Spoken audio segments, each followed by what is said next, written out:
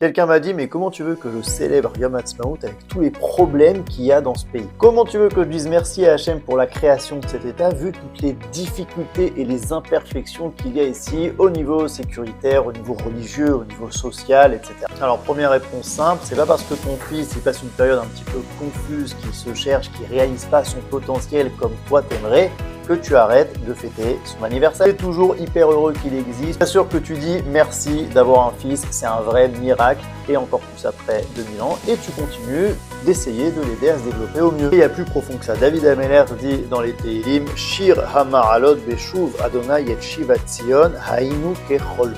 Lorsque Dieu ramène les exilés à Sion, nous étions comme des rêveurs. Pourquoi nous étions comme des rêveurs? Première explication, c'est tellement incroyable de revenir à Sion qu'on a l'impression de vivre un rêve. Mais alors dans ce cas, il fallait le dire au présent. Anachnu kecholmim. Pourquoi Aïnu kecholmim? Pourquoi nous étions comme des rêveurs au passé? Peut-être parce que justement, lorsque Dieu nous ramène à Sion, entre guillemets, c'est la fin du rêve et le début de la réalité. On sort de la rêverie.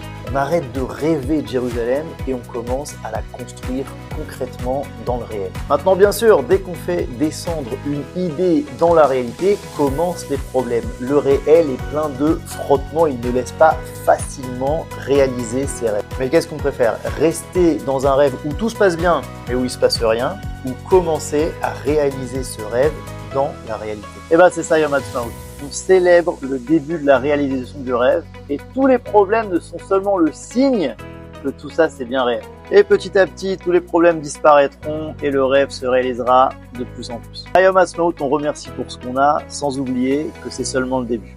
Yom Ha'atzmaut Sameach.